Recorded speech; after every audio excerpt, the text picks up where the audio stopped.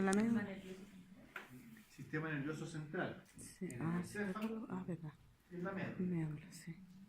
Porque si uno tomara el sistema nervioso, pongamos fuera cerebro, ¿cierto? Y médula espinal, si nosotros lo partiéramos por la mitad nos daríamos cuenta que el sistema nervioso está lleno de cavidades, ¿sí?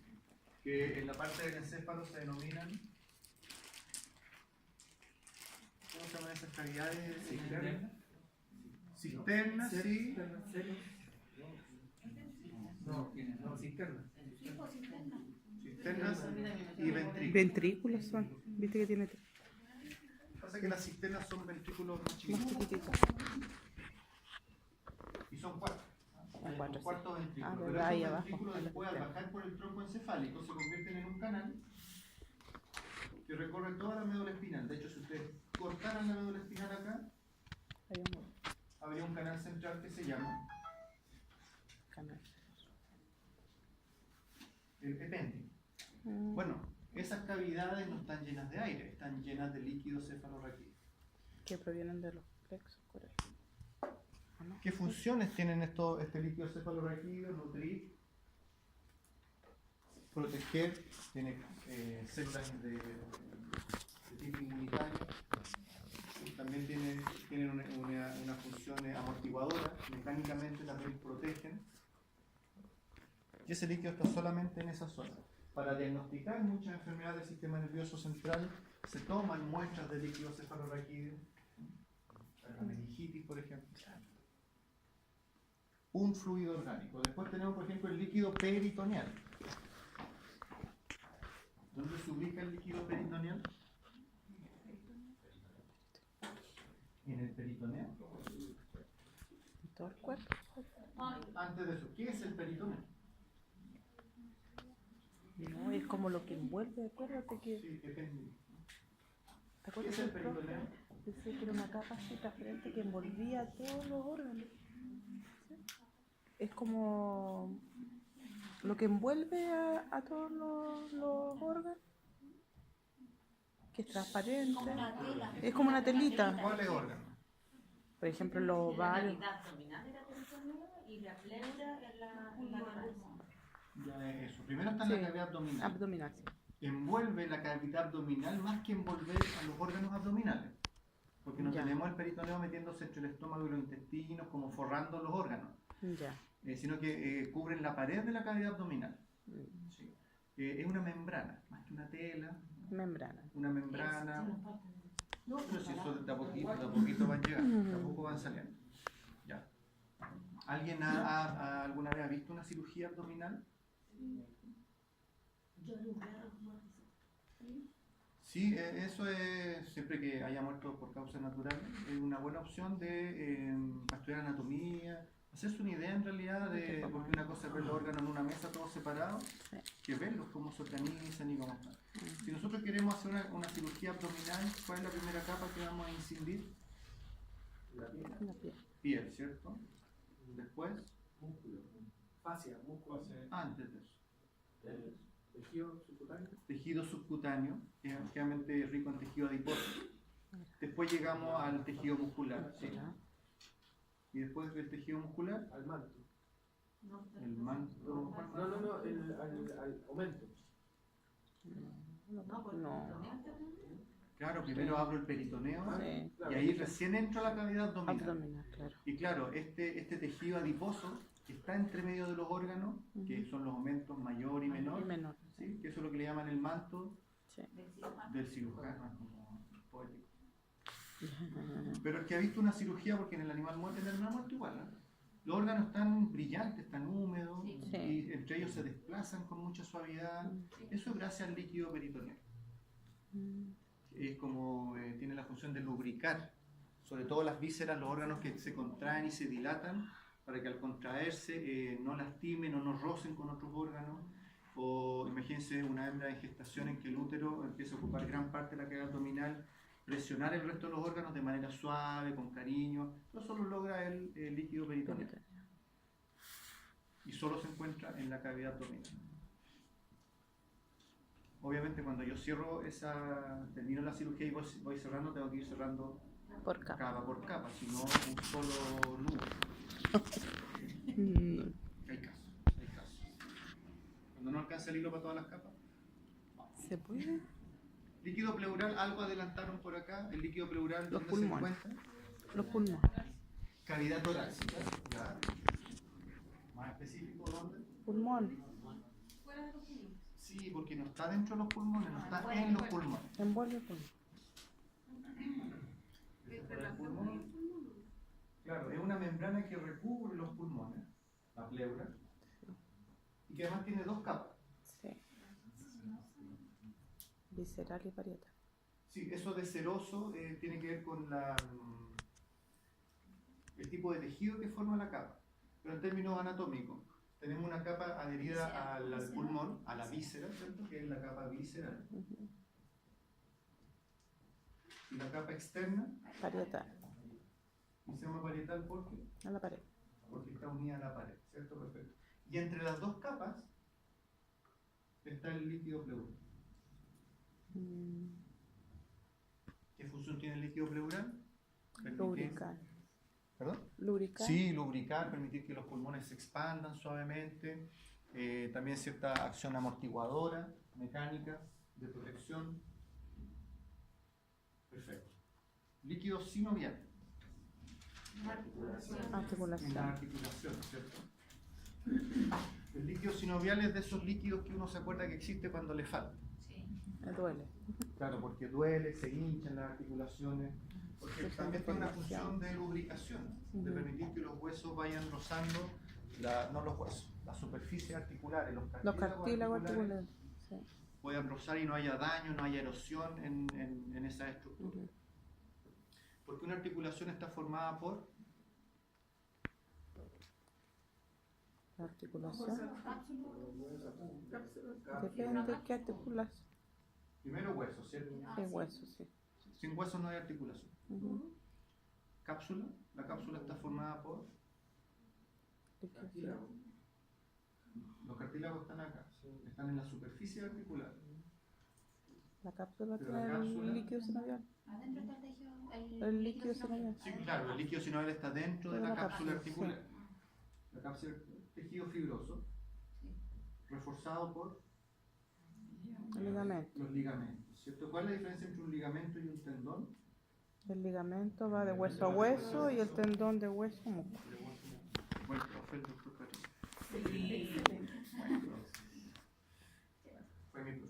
Cuando me hizo clase a mí, él era ayudante. Oh. Era flaco. ¿Verdad? No tiene foto de No, tenía pelo más. Yo también tenía harto pelo cuando estudié. Era No, rockero. pues no habían cámaras digitales. Máquinas con rollo, con zoom. ¿Cómo se llama la inflamación de una articulación? La inflamación. Artritis. Artritis. La Porque deformación. artro siempre significa No. articulación. Articulación. Y Porque tiene osteo, inflamación. ¿cómo se denomina osteo? Encontré el chiste del final. Y tiene inflamación. Itis, inflamación. Sí. Y hay otro concepto que es la artrosis. Esa deformación de la articulación. Eso es de los. O sea, articulación también. Pero aquí no se trata de una inflamación. Deformación. Sí, como que hay un daño degenerativo, Degenerativo. crónico, en que hay erosión de los cartílagos, son cuadros Desgaste, progresivos sí. que cuando se diagnostican puedo detener el curso de la enfermedad, pero no hay una vuelta a retroceso. regenerar los tejidos de manera normal. En cambio, la artritis, dependiendo si es de origen inflamatorio o infeccioso, se hace el tratamiento que corresponda y no hay problema. Una artritis mal cuidada puede desembocar, por supuesto, en una artrosis, porque ahí empieza a haber daño del tejido. Líquido pericárdico. El corazón. ¿Es un líquido que está en el corazón? Fuera.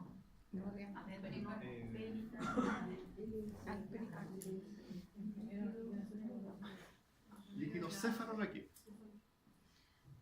¿Qué es el pericardio? Lo que envuelve al corazón, la membrana que envuelve. Membrana, ¿ve que ya? Membrana. Ya, membrana, Es ¿ves? una membrana que envuelve el corazón. Sí. Esa va a ser la membrana que envuelve el corazón. Y el líquido pericárdico se encuentra en esta zona. ¿Qué función tiene entonces? Nuevamente, lubricar, etc. Para que se pueda contraer y dilatar adecuadamente el corazón.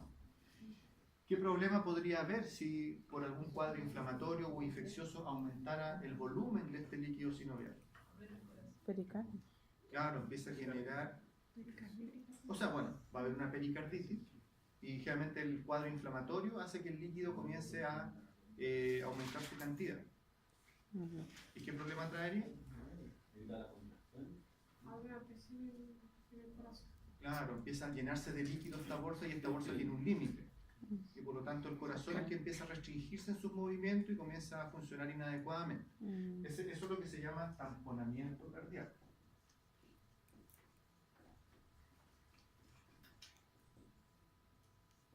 Claramente constituye una urgencia veterinaria, una urgencia médica en general.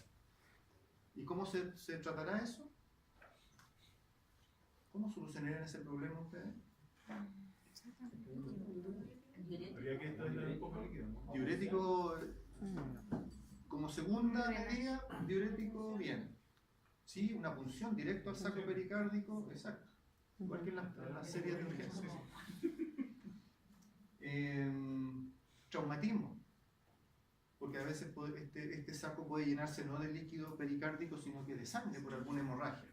Y el efecto del mismo. ¿Y qué se hace? Ya. La verdad que la lista de fluidos es larga. Líquido ocular, por ejemplo, el ojo es un órgano que está lleno de líquido. ¿Cómo se llaman los líquidos que están dentro del ojo? Humor. Eso es un ojo.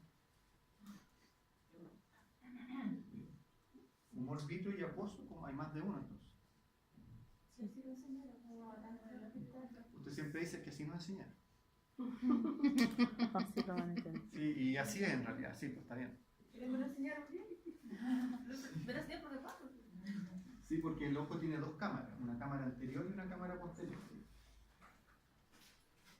Exacto. Y ahí donde tenemos... Perfecto. Y bueno, y la lista es grande, y a medida que vayamos pasando por los distintos sistemas y vamos a ir recordando algunos o vamos a ir nombrando algunos nuevos. Entonces, dándonos cuenta de la importancia y de la función que cumple el agua en distintas formas y en distintas ubicaciones, porque finalmente acá lo que nosotros vemos son distintos compartimentos en el organismo que tienen su volumen de agua determinado, y es el intercambio de agua entre estos compartimentos lo que permite que la homeostasis se mantenga, porque no es que el agua sola pase. El agua pasa junto con nutrientes, junto con gases, junto con las moléculas que sean necesarias para el funcionamiento del organismo. Entonces un individuo deshidratado claramente se mete en problemas y por eso puede fallecer. Ahora, este intercambio de sustancias, este transporte para que pueda ocurrir, ya sea desde el interior hacia el exterior de la célula o viceversa,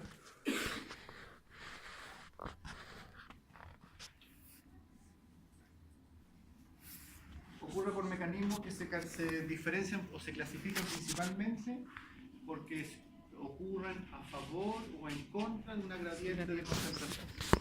¿Sí? ¿Tenemos claro el concepto de gradiente de concentración? Si alguien está por ahí y dice, sabe que yo no me acuerdo, pero no me atrevo a preguntar, pregunto. ¿Sí? ¿Estamos de acuerdo? Sí. El hecho que el transporte ocurra a favor de una gradiente de concentración hace entonces que sea un tipo de mecanismo que no ocupa energía, pero que en ocasiones puede requerir de la ayuda o no de una proteína de transporte para atravesar la membrana. Y ahí es donde aparece el transporte pasivo simple, en que la molécula difunde con mucha facilidad, o en el caso de que requiera de algún transportador o carrier también llamado, tenemos un tipo de transporte pasivo pero facilitado por esta proteína. Sin embargo, claro, cuando este tipo de transporte a través de membrana requiere de ir contra la corriente, contra la gradiente de concentración, a la fuerza, claramente necesito gasto de energía, requiero ATP. ¿Ah? Y ahí principalmente la que actúa es la bomba sodio-potasio.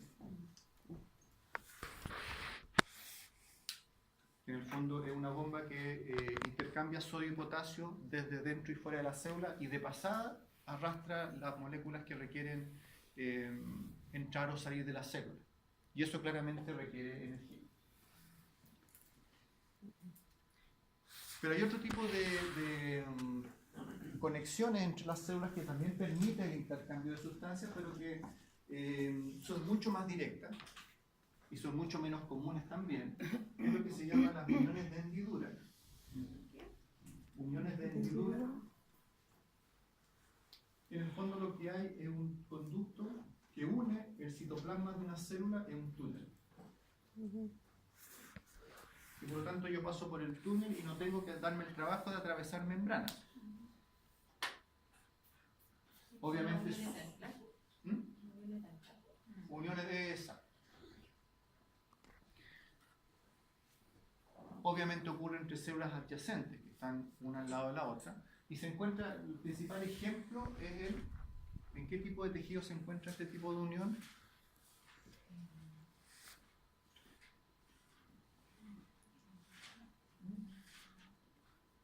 ¿Recuerdan? Tejido cardíaco. Porque ¿qué es lo que ocurre? Este tipo de unión permite el rápido paso de información de una célula a otra. Y en el corazón, precisamente, si hay algo que necesitamos es que todo el corazón se contraiga o se relaje sincrónicamente y prácticamente de manera simultánea. Y por lo tanto el impulso eléctrico pasa rápidamente de una célula a otra y por lo tanto todas las células se contraen de manera muy uniforme. ¿Okay? Ahora, este tipo de transporte de envío de información de una célula a otra es cuando la información que yo deseo enviar, por eso dice intercambio local, es a una pequeña distancia, de una célula a la célula adyacente o dentro del mismo tejido. Pero ¿qué pasa cuando yo necesito enviar información a larga distancia? ¿Cómo hago que, por ejemplo, la información que se genera en el sistema nervioso llegue a mover el dedo chico del pie? Envío información a larga distancia. Entonces ahí empieza a funcionar otro tipo de sustancias y otras vías de transporte que tienen que ver principalmente con el sistema nervioso y el sistema circulatorio. ¿Qué sustancias permiten enviar esta información química a larga distancia? Tenemos los mediadores químicos.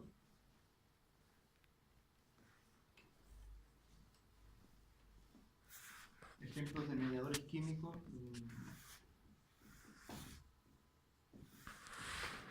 Citoquinas.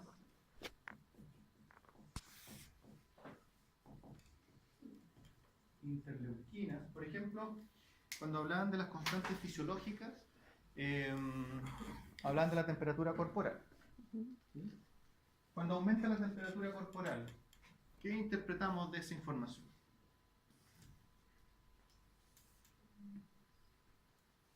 El rango de 38, 39, 40. Fiebre. Que tiene fiebre. Ahí está, algo está atacando nuestro cuerpo y se está defendiendo. Infección, inflamación, algo está pasando. Es un signo bien inespecífico, pero es una señal. ¿Cómo se define fiebre? Fiebre, si tuvieran que definir. Fiebre es aumento de temperatura. Sobre los rangos normales. Sí. Sobre el rango. un estado febril y después la fiebre, ¿no es lo mismo? Sí, es lo mismo.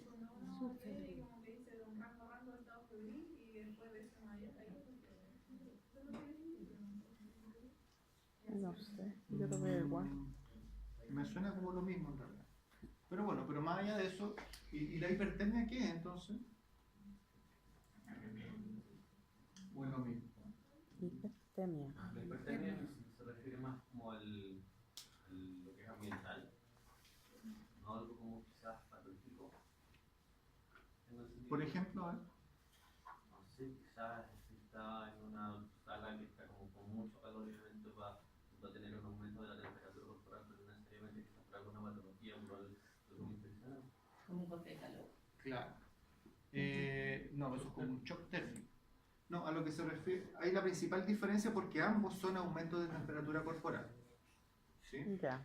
Pero la fiebre tiene un origen patológico, Ujú. y en cambio la hipertermia es un mecanismo compensatorio frente a algún estímulo Del medio ambiente. medioambiental o interno. Por ejemplo, si tú haces ejercicio, llegas corriendo también. del metro a la sala, temperatura corporal va a estar más elevada. Como cuando uno come mucho más.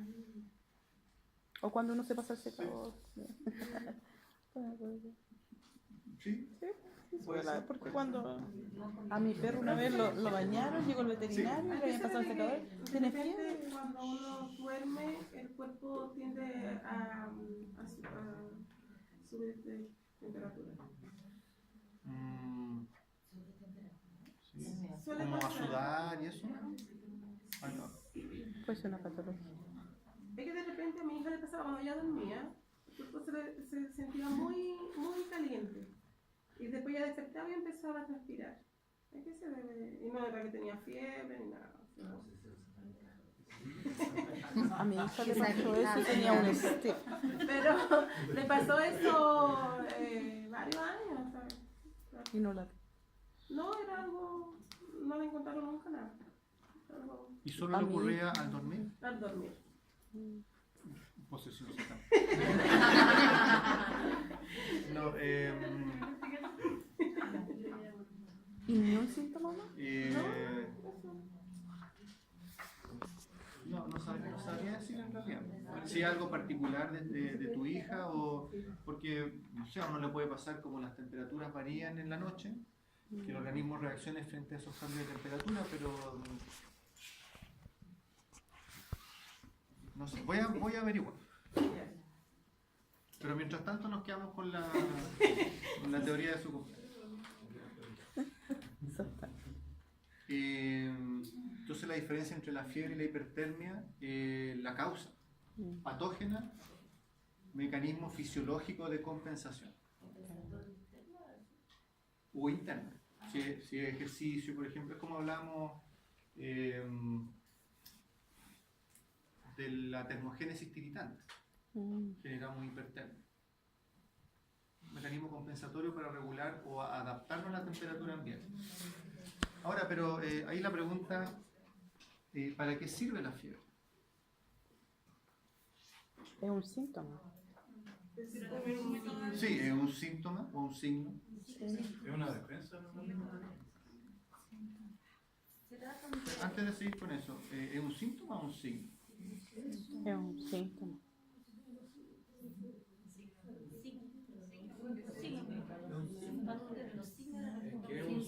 Es un síntoma.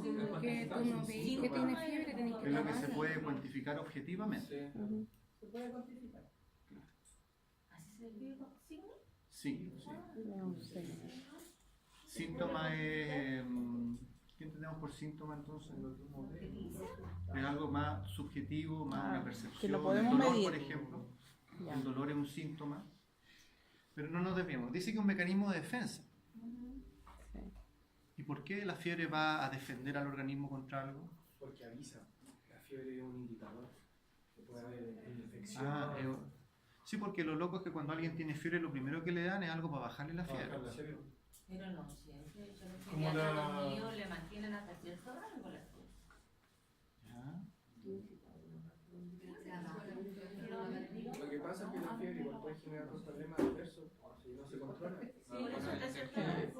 Pero no va con el aumento de temperatura y la destrucción de las proteínas de lo que haya entrado.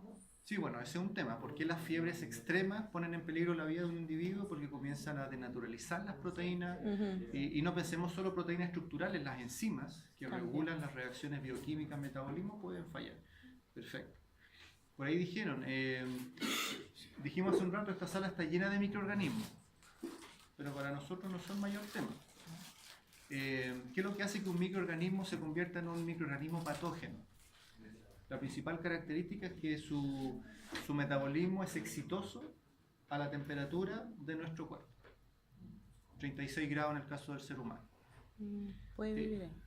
claro, vive y se reproduce, óptimamente. Ya. Por lo tanto, si yo de cierta manera empiezo a cambiarle esa temperatura a la cual se está desarrollando, yo puedo llegar a matarlo, es poco probable, pero sí bajar su capacidad de bajar su, se me fue la palabra, pero bueno, bajar la agresividad, la capacidad de reproducción y de invasión de otros tejidos. Pero el problema, claro, que en realidad para nosotros es más una señal, porque a nosotros la fiebre no nos sirve más que como alerta. Es una señal de que haya un cuadro infeccioso, un cuadro inflamatorio generalizado, probablemente. Eso. ¿Sí? Eso. ¿Cuál es el citoquina y interleuquina? a eso iba. Estaba tratando de acordarme por un día con la fiebre. Gracias. ¿Sabes lo que es un consueta? Es vieja esa palabra, consueta. No.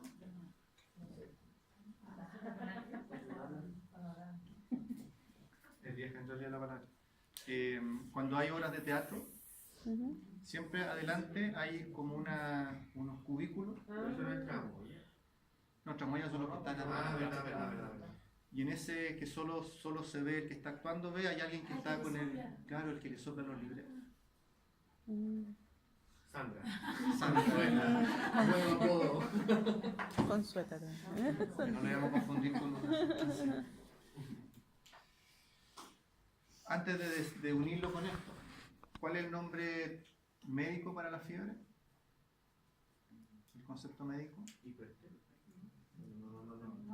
¿Febril? No. Y lo que nos puede ayudar a encontrar la palabra es cómo se llaman los fármacos que combaten la fiebre. Antipirético.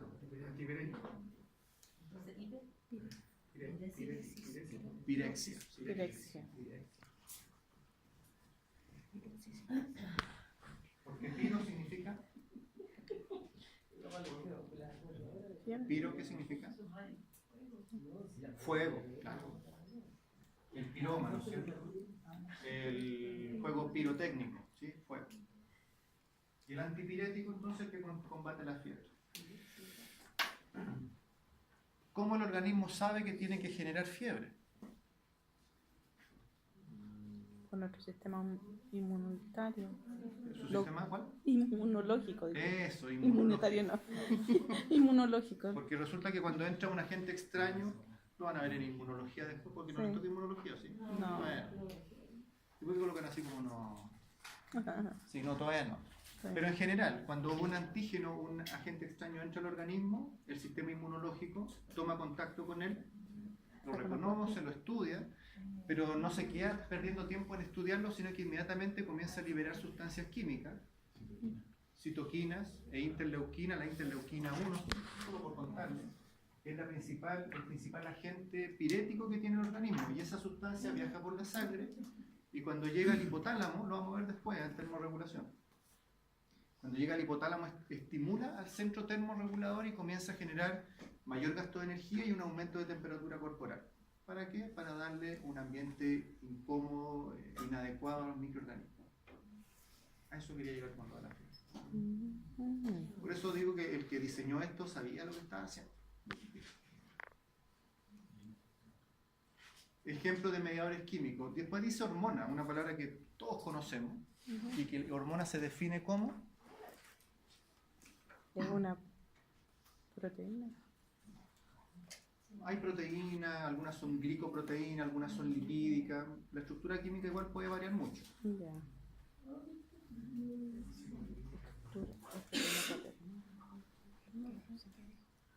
¿Qué es una hormona? O vamos al revés, nómbrenme ejemplos de hormonas. Insulina, glucagón. Ya, y para que lo hagamos más interesante, la nombre y dice para qué sirve. ¿Oxitocina es la hormona de la felicidad? No, la oxitocina es la que hace la contracción del para que nazcan los bebés. ¿Por qué hace así? Es que Y también para Sí, la la leche. ayuda como con Las contracciones uterinas. eso. Eso quería decir, yo sé. ¿Y para qué más sirve la oxitocina? Para Y van a tener que empezar la a hacer bajada de así. la leche. Producción de la leche. Claro, Sí. ayuda a la eyección de la Ya leche. lo de leche, sí. La endorfina, ¿Usted nombró cuál? La insulina y el glucagón. ¿Ya? ¿Para qué sirve? Eh, Lo vamos a ver en el sistema endocrino después con calma, así que no se preocupe. La insulina ayuda a bajar la glicemia de la sangre y el glucagón ¿Cómo la baja? con... ay, ¿cómo que se llama? Porque si la glicemia baja en la sangre, obviamente. Tiene que entrar a la célula, tiene- pero se llama esa es su función. flu, con unos... Fija. No, se llama flu, parece, ¿no? Calma, calma. Toma la glucosa de la sangre y la mete a las células. Esa es Sí. la función de la insulina. Sí, ¿Y el glucagón? lo contrario. Saca la glucosa de la célula a la sangre. No, pues es del hígado, ¿no? Y claro, por ejemplo, cuando hablamos hace un rato de la... ¿Aquí lo dijimos? La glucosa y el gluconeogénesis. glucógeno. Claro, el glucagón, su función es aumentar los niveles de glucosa en la sangre. Sí. En otras palabras, cuando hablábamos hace un rato de que nos empiezan a sonar las tripas, pero no podemos comer, Mm, ¿cómo hacemos entonces que la glucosa, el glucógeno se degrade en glucosa? Por la acción del glucagón. O sea, claramente esas dos hormonas que se forman ¿dónde? en el páncreas. Páncreas regulan el metabolismo de la glucosa. Bien, ¿alguna otra hormona? TSH. Primero, ¿qué significa TSH? Hormona tiro estimulante. ¿Para qué sirve? Es la hormona estimulante de la tiroides. Sí, hormona tiroestimulante. Hormona que estimula la tiroides. ¿Cuál es su función? Estimular la Estimular tiroides. también. ¿Alguna otra hormona? FSH. ¿Significa? Hormona folículo estimulante. ¿Y su función es? Estimular folículo. No, esa es otra hormona. Actúa antes de eso. Esa es la LH, ¿sí? La FSH estimula la maduración del folículo dentro del ovario, ¿sí? Y la hormona que estimula la ovulación es la LH, que significa Leu- Hormona folículo- no. Luteinizante. hormona luteinizante. Eso es, luteinizante. En el caso de la mujer, ¿en qué día del ciclo ocurre la ovulación? 14. ¿Seguro? más o menos 3. Entre el, no, entre el 13 y 14 debería estar. Sí, po. Entre el 13 y el 14 debería ser, po. Anoche. Sí, es normal. Ciclo, es que pueden haber ciclos largos o cortos también. ¿Qué te Sí, crees? po. Sí, bueno, de nuevo, aquí hay rango, todo es variable. Sí, porque hago la pregunta, así se los cuento a ustedes nomás, pues de aquí no sale. Ah, No, lo que pasa es que esto, la fisiología que hago en el técnico, son cabros que vienen saliendo del colegio recién. ujú. Y yo hice la pregunta, ¿no? 60 alumnos, 2 o 3 por ahí sabían. Entonces yo les dije, hay dos opciones. O practican la abstinencia o pónganse a estudiar. Porque la mezcla de no saber cómo funciona el ciclo reproductivo a esa edad es complicado. Embarazoso.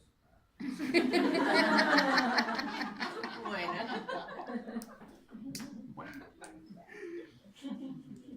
¿Alguna otra hormona? Las sexuales podrían ser que ¿Cuáles son esas? la progesterona ¿Ya? ¿Para qué sirve la progesterona? estimula, o sea, es como tenía que ver con la preparación para que llegue el, es que no me recuerdo bien los términos. Pero tiene que ver con la procreación para que se fecunde bien el, Para recibir el... pero tiene que ver con eso, de procrear. Sí. Bueno, en la fecundación no ayuda mucho, Pero mantiene el Pero mantiene el, pero sí mantiene un ambiente uterino para la implantación. del Eso sí. cigoto. eso era la palabra, implantación. Para la implantación. A ver, ¿cuál otro? Sexuales, sí. ¿Ah? Ya la testosterona, que es un andrógeno, ¿sí? Función de la testosterona. Claro, caracteres como.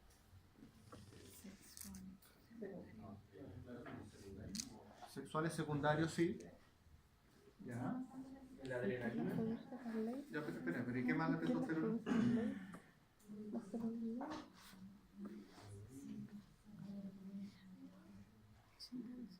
Estimula la maduración de los precursores de los espermatozoides, o sea, participa en la espermatogénesis.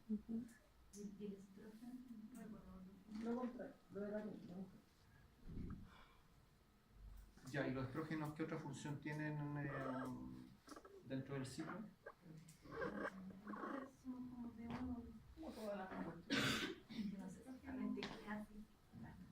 Ya, bueno, pero lo vamos ¿La a... prolactina para la leche? Cambió el tema. Ah, se fue para otro lado.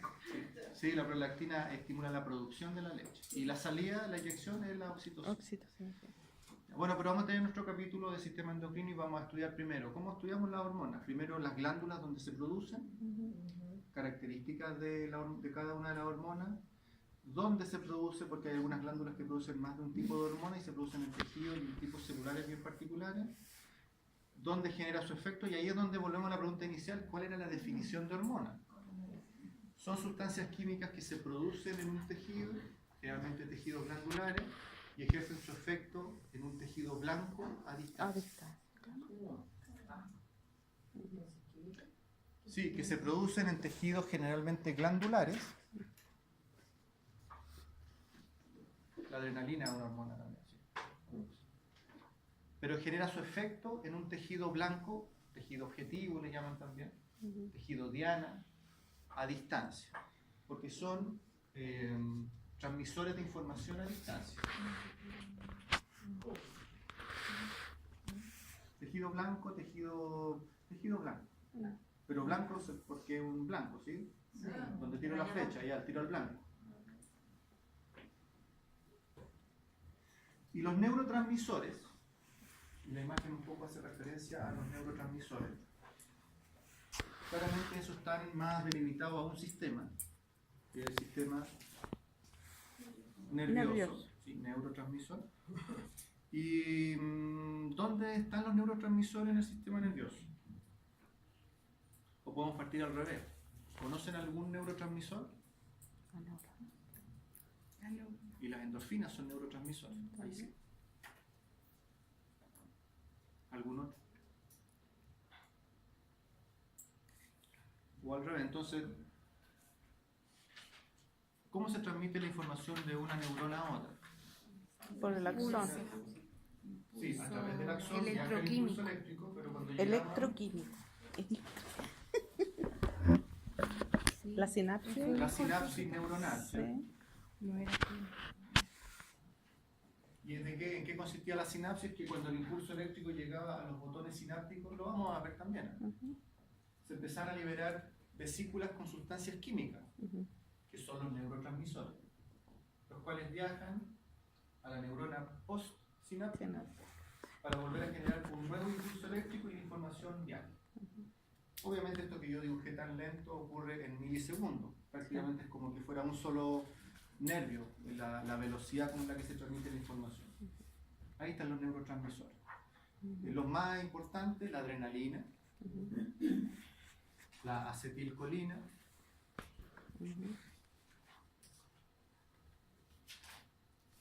vamos a ver pronto, así que, pero la dopamina, la la adrenalina y la epinefrina son equivalentes. Ajá. Y existen variedades No, que tienen adrenalina prácticamente el no. mismo efecto. La serotonina, por ejemplo. Por eso cuando hay deficiencia de estos neurotransmisores, se afecta la transmisión del impulso. Y algunos neurotransmisores son estimulantes, otros son inhibidores. Entonces cuando hay deficiencia de estos neurotransmisores, puede pasar que hayan individuos que poco ánimo, que tienden a ser más depresivos, o cuando hay exceso, eufórico. El neurotransmisor son sustancias químicas que transmiten información entre una neurona y otra.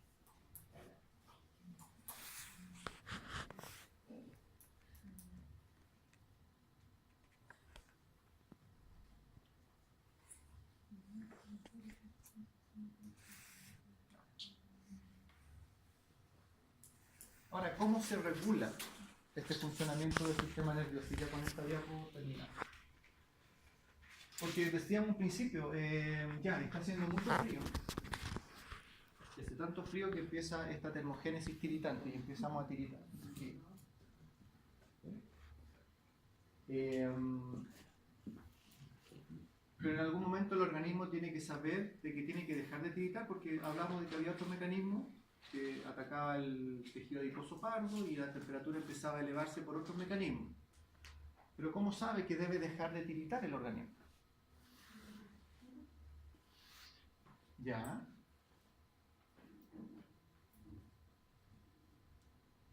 ¿Cuáles receptores? ¿Qué miden esos receptores? ¿Qué información entregan los receptores?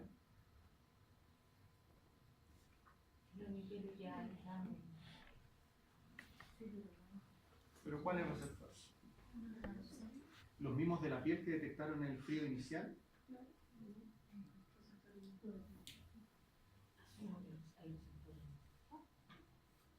Receptores internos que miden la temperatura, ¿sí?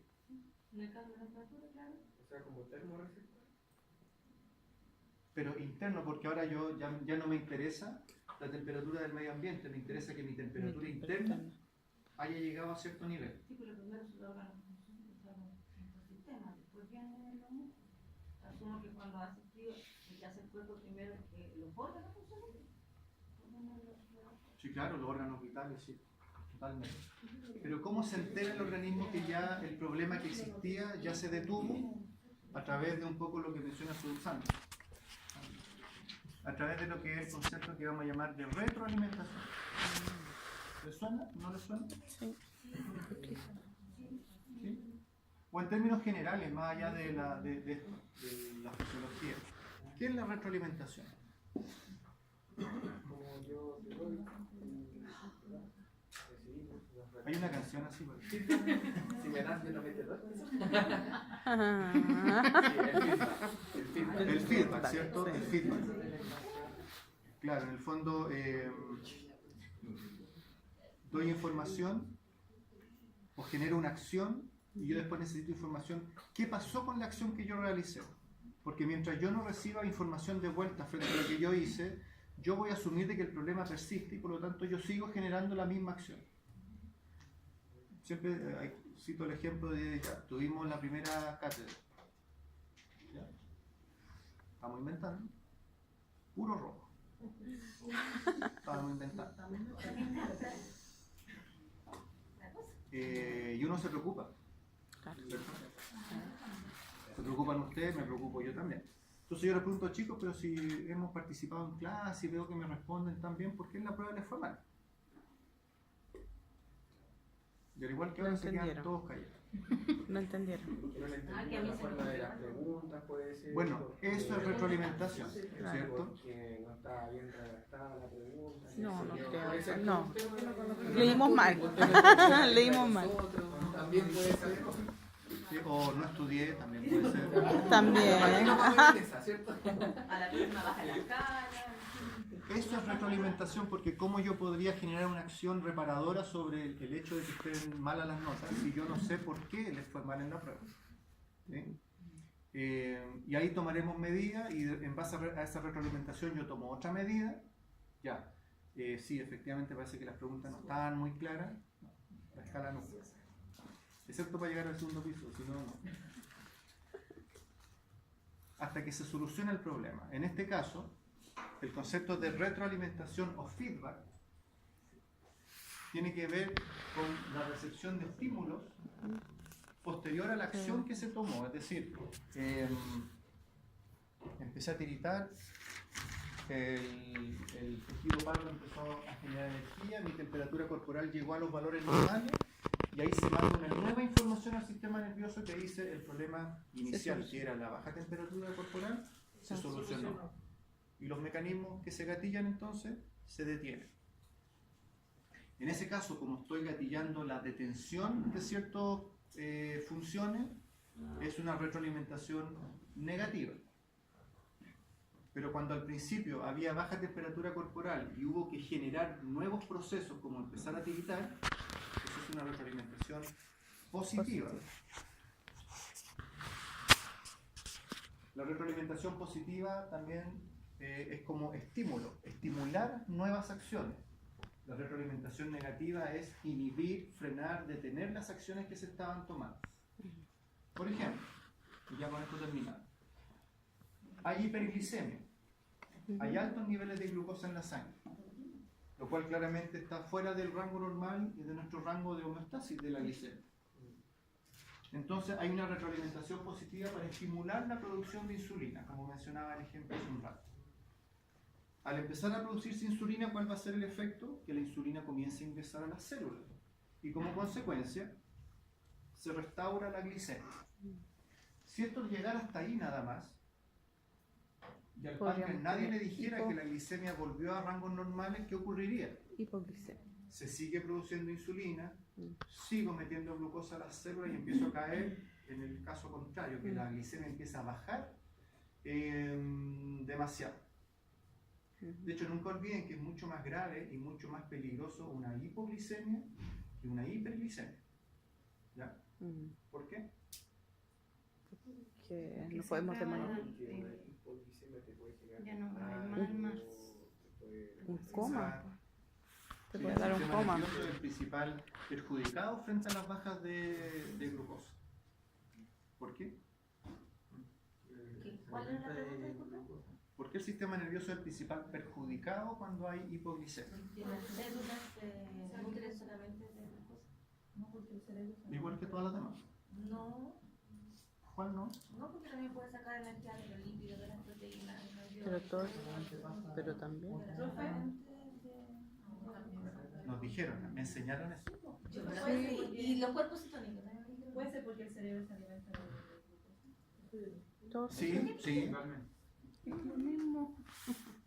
pero igual que las otras células, también se alimentan de Todos se glucosa. alimentan de glucosa. Porque lo traspasa la barrera.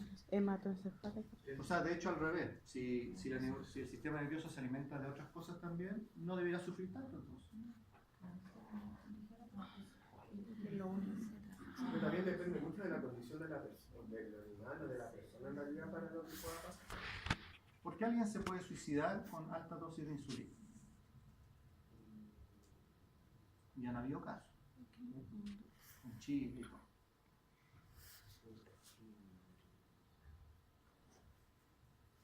¿Qué es lo que es ¿Cortan procesos? ¿Mm? ¿Cortan procesos que pasan en un nivel normal de insulina al aumentar el corta proceso o sobrecarga procesos?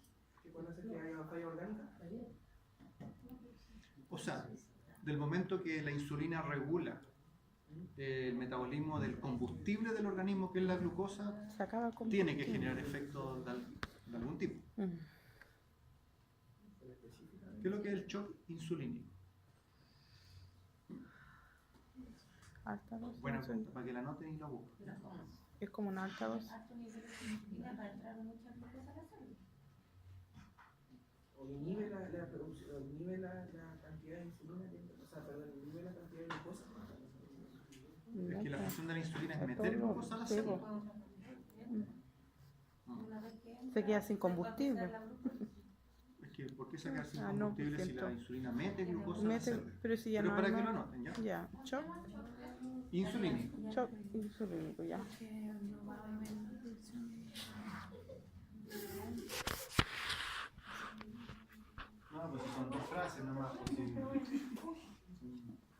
Sí, producción de insulina. Pero claro, pero afortunadamente existe esta retroalimentación negativa, en que claro, hay receptores que siguen midiendo los niveles de glucosa y cuando detectan que el aumento de glucosa ya no existe, sino que vuelve a valores normales, se gatilla un impulso, una información al páncreas para que deje de producir insulina. Retroalimentación negativa. Negativa. Estimulación, inhibición. Así funciona la retroalimentación. ¿Sí? Así se regula. ¿Ok? ¿Dudas? ¿Preguntas?